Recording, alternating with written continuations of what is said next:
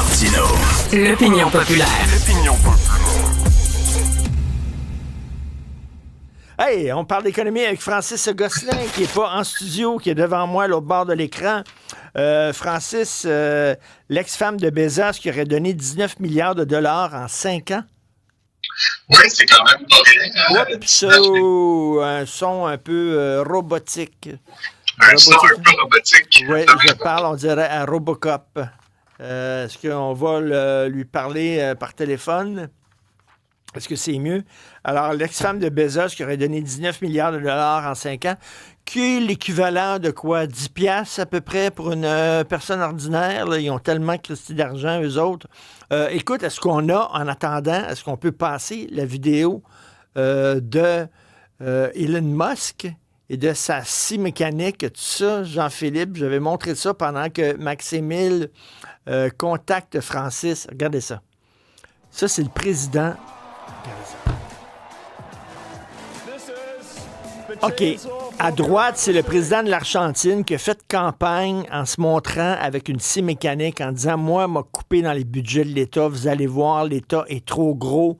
M'a te scrappé ça. » Et là, il vient de donner sa scie mécanique. C'est plein de classe, c'est plein de finesse, c'est tout en détail. On dirait que c'est la WWF. Ben c'est ça, c'est le style Trump, c'est le style Elon Musk. Là. Alors, il se promène partout avec une grosse chaîne, ça. Moi, on m'a coupé ça. Comme dit souvent Luc La Liberté, tout le monde est d'accord avec les coupes dans l'État, mais là, a commencé à chaîner ça. Qu'est-ce que tu penses de ça, cette vidéo-là, Francis? Comme tu le dis, là, c'était un peu burlesque là, comme habillage, mais faut remettre en situation Javier Milei là, qu'on voit sur la scène avec Elon Musk, c'est le président de l'Argentine. Il a été élu en disant qu'il allait passer l'État à la tronçonneuse. Là. Donc, tout ça a quand même un fondement là, historique récent.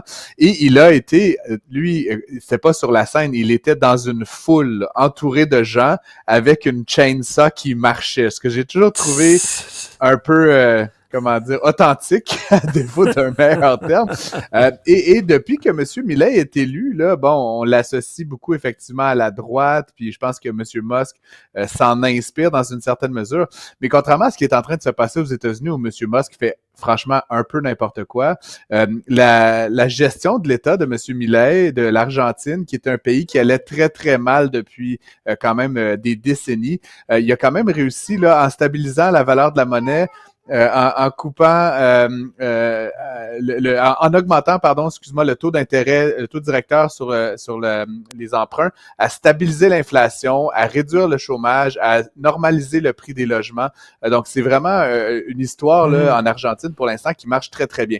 Au contraire, ce qui est en train de faire Musk aux États-Unis, puis c'était un autre sujet dont je voulais te parler, je sais pas si tu as vu aujourd'hui les marchés boursiers, là, mais c'est une catastrophe, là, presque 2% de perte au S&P 500. Tesla s'est effondré là, de 5-6 points pendant la séance. Ça va pas très bien aux États-Unis. Je pense qu'il y a une grande inquiétude actuellement quant justement à ce que M. Trump est en train de faire avec ses tarifs, avec ses menaces à tout craint. Là. Donc, c'était une très, très, très mauvaise journée pour les marchés boursiers. Et donc, on voit quand même une différence entre M. Milei, qui est un économiste, oui, de droite, mais qui quand même fait des décisions courageuses et nécessaires, et l'équipe là, Trump-Musk qui franchement fait absolument n'importe quoi, puis on sent de plus en plus que c'est pas dans une logique de croissance économique ou de développement, mais bien dans une perspective d'enrichir un petit nombre de milliardaires, et ça, évidemment, c'est très dommageable pour l'économie américaine actuellement. Donc, ils ont beau reprendre les mêmes thématiques de la chainsaw, ils font pas la même chose, ils font pas la même chose, effectivement, et ça, c'est important de le rappeler. Il y en a un qui sait la manier, peut-être la chainsaw, et pas l'autre. Écoute, je veux revenir sur une phrase avec toi, là, une phrase de Margaret Thatcher qu'on devrait inscrire sur tous les pontons, les frontispices, là, les devantures de buildings de gouvernement. L'argent public n'existe pas. C'est de l'argent qu'on prend dans les poches des travailleurs. Voilà.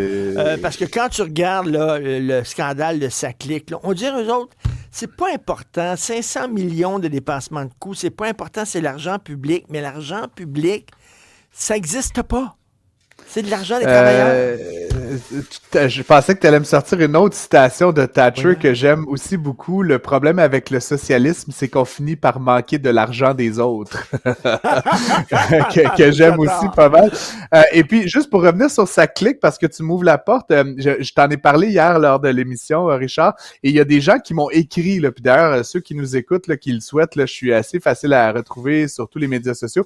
Il y a quelqu'un qui m'a envoyé un article de TVA Nouvelles datant de 2018, et l'article s'intitule « Risque de dérapage informatique à la SAAQ », et il cible quand même, et ça m'a fait halluciner, le patron des technologies là, qui a été nommé en défaut là, ces derniers jours par la vérificatrice générale et qui, en fait, avant d'être à la SAQ, était chez Hydro-Québec et aurait foutu le bordel là-bas aussi.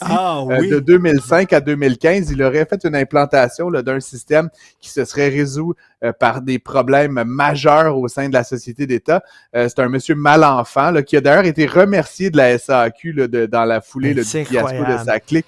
Donc, dépenser effectivement de l'argent des autres sans trop s'en faire. Sans être imputable et sans perdre ta job, on les déplace. Regarde ça, celui qui était à la SAAC lors de la catastrophe là, de la nouvelle plateforme, il est maintenant, puis ça s'invente pas, on dirait que c'est une joke. C'est lui qui dirige l'Office de protection des consommateurs. L'Office de protection des consommateurs. Le gars, il a scrappé je sais pas combien de millions de dollars dans une plateforme qui fonctionnait tout croche. Écoute, on te laisse à ton dernier bébé qu'on entend. Je pense qu'il a soif. Pour ça. Okay. Salut, Mr. Mom. Bon week-end. Bonne fin de semaine. Salut.